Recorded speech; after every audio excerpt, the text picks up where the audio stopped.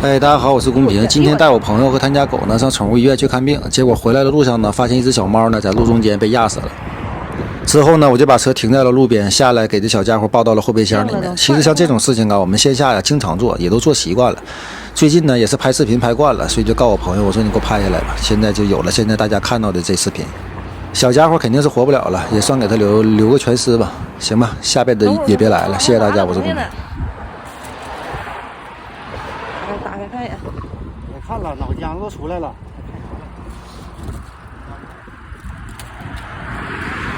这车速。